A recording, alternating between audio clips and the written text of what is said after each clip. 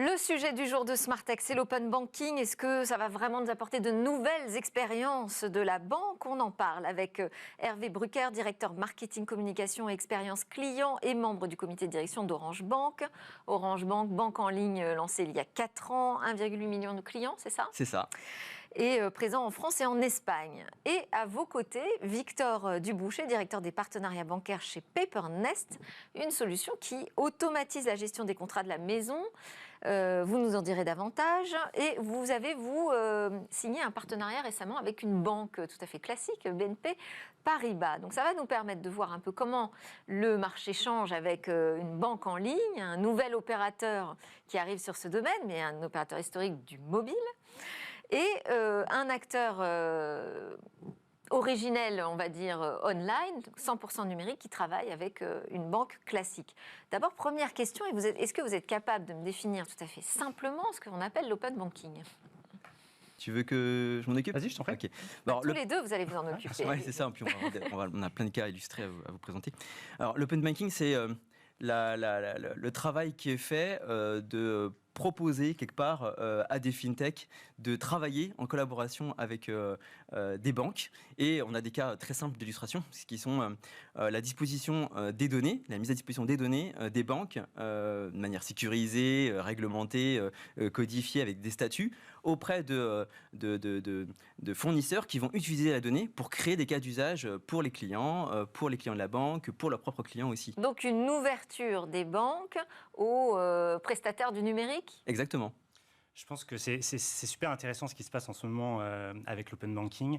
On avait depuis quelques années donc des banques assez réticentes justement à ouvrir les données financières de leurs clients pour les raisons qu'on peut comprendre.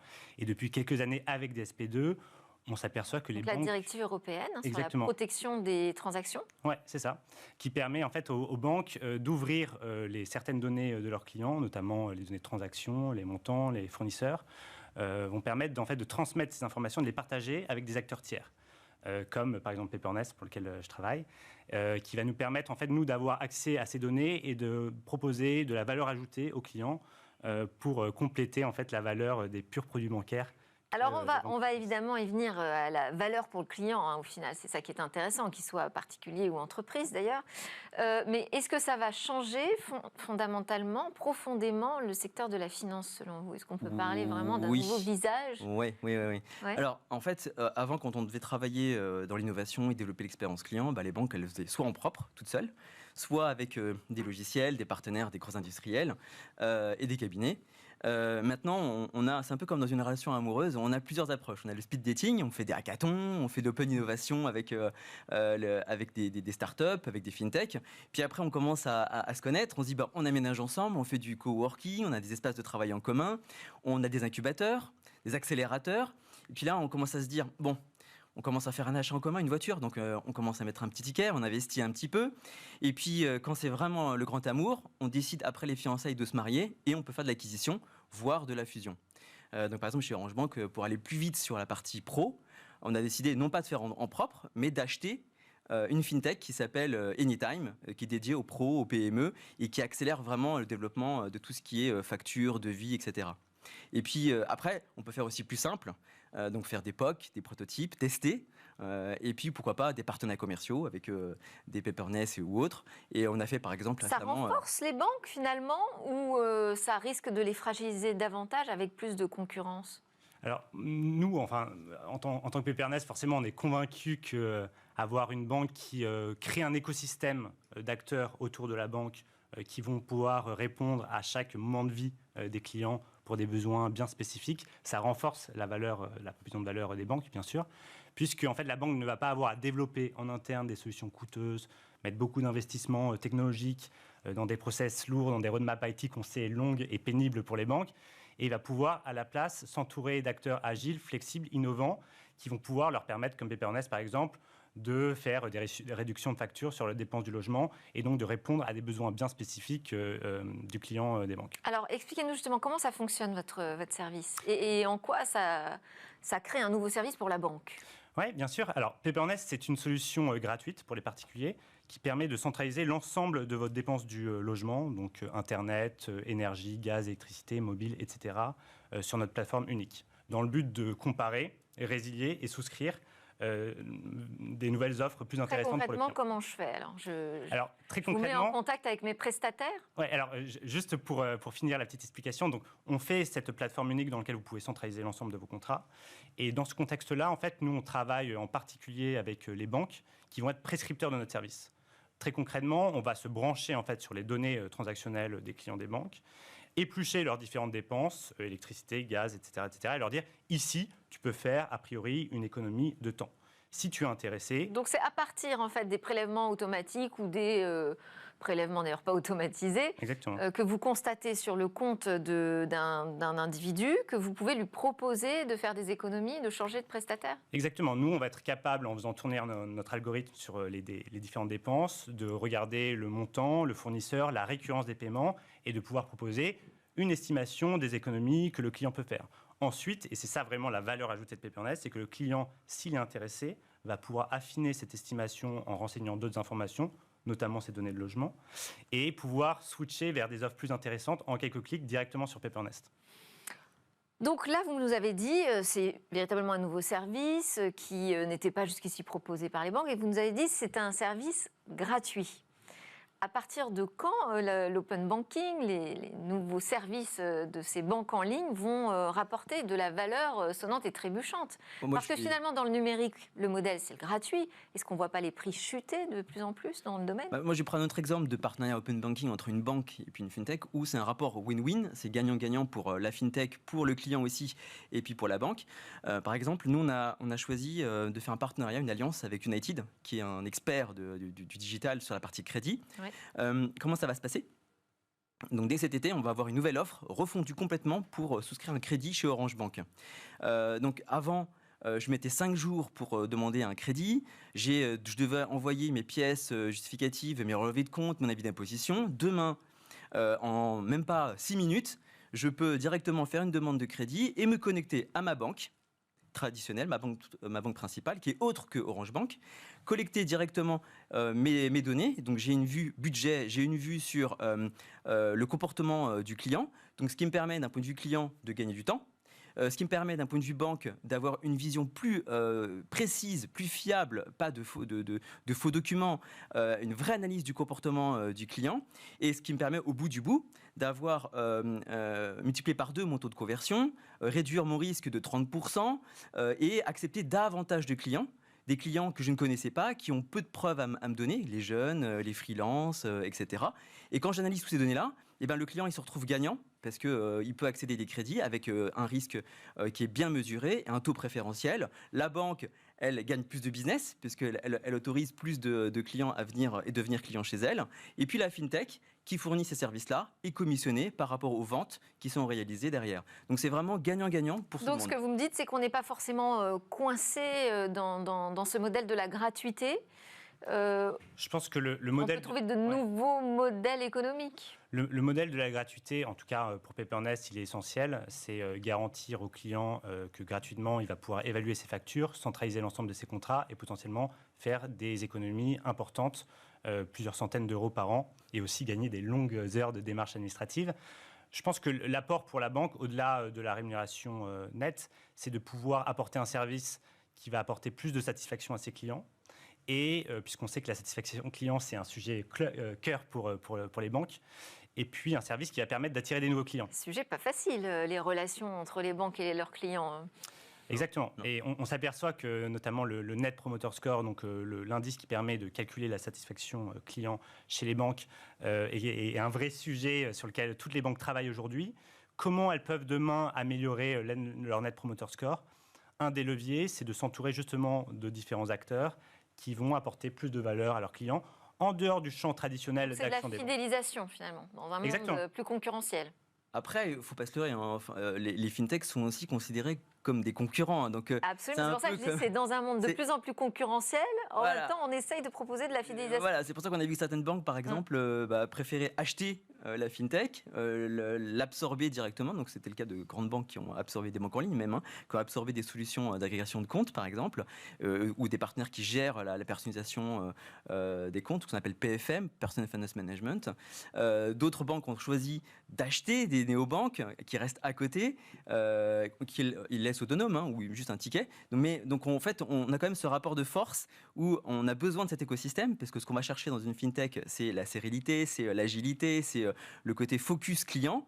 Mais en même temps, on sait que ces fintechs sont un peu borderline d'un point de vue risque, conformité. Peuvent menacer certains modèles bien installés. Et voilà, donc on a besoin d'une régulation, on a besoin quand même d'une stabilité, que le régulateur soit aussi présent pour gérer ça. On a besoin aussi de conditions qui soient technologiques fiables. On a vu avec la DSP2 qu'il y a eu beaucoup de problèmes quand même avec nos partenaires, ne serait-ce que l'API qui n'était pas forcément de qualité, la bonne foi, la mauvaise foi dans les différents échanges. Donc c'est pas facile. Alors, vous avez travaillé chez Bain & Compagnie. Exactement, vous avez fait du conseil en stratégie. Vous avez travaillé auprès des banques à ce moment-là. Exactement. Et en fait, ça se passe comment pour bouger les banques sur le numérique ? Pour la petite histoire, moi, j'ai rejoint Pepernest pour lancer l'offre bancaire, justement, c'est-à-dire développer l'offre spécifique de Pepernest, qui à la base est une plateforme en B2C pour tout et à chacun. Et j'ai décidé de rejoindre Pepernest pour lancer cette offre à destination des banques, justement parce que je me suis aperçu lors de mes missions en conseil en stratégie pour les banques qu'il y avait un vrai sujet sur la satisfaction client. Et qu'aujourd'hui, les banques qui sont en pleine transformation digitale, qui ont des lourdes roadmap IT, ont besoin de nouveaux leviers pour augmenter la satisfaction client et s'entourer d'acteurs qui vont directement répondre à des besoins vraiment très précis. Aujourd'hui, vous voyez, les prix de l'électricité explosent. Comment un conseiller bancaire va pouvoir accompagner son client là-dessus ? Très concrètement, en lui proposant... Ça change un peu le métier du conseiller bancaire, en l'occurrence.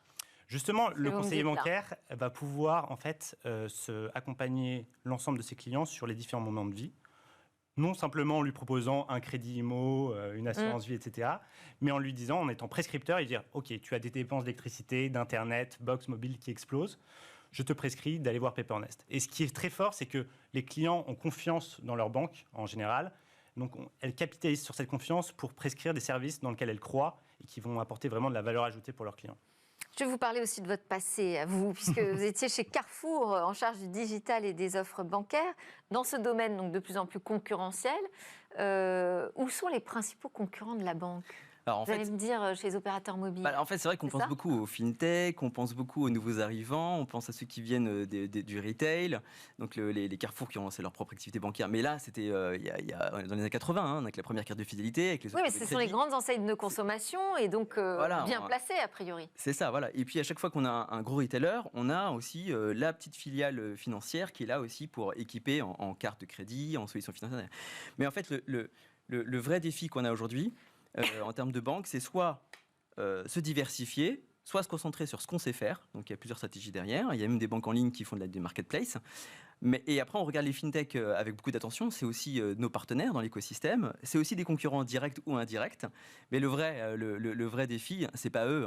C'est les GAFAM. C'est eux qui sont derrière tous ces sujets-là. Donc déjà, depuis le début, chez Carrefour, on identifiait de loin. On se disait Apple avec Apple Pay, Google Pay. Ils viennent des intermédiaires. Tous ces nouveaux usages sur le paiement mobile, ils viennent en fait des GAFAM. C'est ça, des intermédiations. On le voit derrière, et ce qui nous pend au nez, c'est un peu comme ce qui s'est passé avec le tourisme derrière, avec les voyagistes, les bookings, enfin les hôtels qui sont obligés de travailler avec les bookings. Voilà, donc c'est ça qui va se passer aussi. C'est aussi pour cette raison, je pense que les banques aujourd'hui n'ont pas le choix que d'embrasser vraiment l'open banking, puisque c'est finalement un de leurs seuls leviers pour aller en concurrence versus des acteurs comme les GAFA qui ont accès à toutes les données des clients, qui les commercialisent. Mais l'open banking, ça veut dire s'ouvrir aussi à eux. Alors, par exemple, chez Orange Bank, très tôt, on a choisi d'ouvrir et de proposer Apple Pay. Parce que on sait que ça fait partie des demandes. Comment faire autrement aujourd'hui ? C'est une demande des clients, donc il faut les accompagner. Ouais. La DSP2, c'était un peu un mariage forcé entre entre les fintechs et puis les banques, mais on est obligé, pour aller plus vite, pour accélérer, pour répondre aux besoins des clients, de se doter d'un écosystème technologique, de partenaires qui sont à la pointe dans leur domaine. Et aujourd'hui, on ne peut plus se passer dans la publicité, dans la recherche. Au quotidien, j'utilise mon navigateur GPS et je ne peux pas me passer des GAFAM. Enfin, voilà, donc c'est un peu compliqué. Ils sont dans notre quotidien, il faut faire avec. Maintenant, il faut savoir les utiliser de manière intelligente. Et puis trouver un écosystème aussi européen. Il y a des initiatives qui sont lancées pour faire en sorte qu'on soit un peu plus indépendant. C'est là où les banques peuvent peut-être aider cet écosystème à se solidifier en Europe. Est-ce qu'elles jouent bien ce rôle-là ? Alors, je pense que les banques, bien sûr, essayent de jouer ce rôle-là, de construire chacun leurs propres écosystèmes. Et c'est vraiment la tendance qu'on voit. Hervé Brucker disait que le mariage était un peu forcé quand même, avec les fintechs, on sait. C'est un mariage forcé, mais en même temps, c'est un mariage qui va bénéficier à tout le monde. Mais est-ce qu'aujourd'hui, c'est plus simple quand même de travailler avec les banques ? Est-ce qu'elles ont conscience qu'elles doivent soutenir cet écosystème ? Non. Mais franchement, pour parler avec mes pairs, tout le monde a conscience de ça. Donc, on travaille sur la qualité des API qui sont fournis. On joue le jeu parce qu'on n'a pas le choix et parce que c'est dans l'intérêt du client au bout du bout. Donc, du coup, on répond à cet enjeu-là globalement dans l'intérêt final du client qui nous le rendra bien à un moment donné. Et donc, c'est cet écosystème, cet équilibre à trouver entre innovation, sécurité, confiance, équilibre des jeux financiers entre les partenaires externes, les GAFAM et les fintechs qui fait que ça peut marcher. On n'a pas le choix. Et la régulation permet de faire tout ce qu'on a envie de faire aujourd'hui en France pour bouger cette banque ? Aujourd'hui, je pense qu'il y a des vrais sujets sur la régulation et on pourrait en parler longuement. On peut en parler un peu quand même. Ça ne va pas assez vite, en fait, concrètement. Enfin, les usages des clients sont en avance. Ouais. La réaction des banques sont juste après. Et après viennent la régulation, les systèmes, sur quoi les ça bloque ? écosystèmes. Qu'est-ce qu'aujourd'hui vous ne pouvez pas proposer ? Je pense qu'aujourd'hui, nous, ce qu'on peut déjà profiter, c'est d'avoir récupéré, comme je vous disais, de se brancher sur les données de transaction des clients et récupérer déjà des informations cruciales qui nous permettent d'apporter de la vraie valeur. Demain, on pourrait imaginer d'élargir le nombre et le type de données qui peuvent être transmises aux acteurs tiers pour apporter encore plus de valeur plus facilement, mais tout cela forcément dans un cadre législatif qui doit être bien fixé et bien net. Mais si vous avez pu le faire sur certaines données, pourquoi pas sur d'autres ? En fait, il faut rappeler l'histoire. Donc ça a commencé avec l'open banking, ça a commencé quelque part avec la DSP2, c'est sur la partie paiement uniquement. Si je veux élargir avec les offres d'assurance, les offres d'épargne derrière, il faut le réglementer, comme on l'a fait pour la partie paiement. Ça n'existe pas encore. Donc ce qu'on appelle un peu l'open finance. Et ensuite, après l'open finance, il y a la smart data, l'open data. Et là, c'est tous les cas d'usage nouveaux à développer, à créer. Un coffre-fort électronique, les services publics aussi, pouvoir étudier mes prestations sociales, l'énergie, les transports, élargir à tous les secteurs et en faire quelque chose de commun. Et le client, lui, il n'a plus qu'à dire « Ok, j'accepte de partager mes données parce que j'ai un retour d'expérience client, parce que j'ai des nouveaux services, parce qu'on me le rendra bien en termes d'économie, en termes d'expérience client. » Donc l'étape après l'open banking, c'est le smart data dans la finance. Merci beaucoup à tous les deux, Victor Dubouché, directeur des partenariats bancaires chez Paper.Nest, et Hervé Brucker, directeur marketing et expérience client chez Orange Bank. Merci beaucoup pour vos enseignements. On va continuer à parler de la donnée et de modèles économiques sous un angle plus politique avec Tariq Krim dans quelques instants.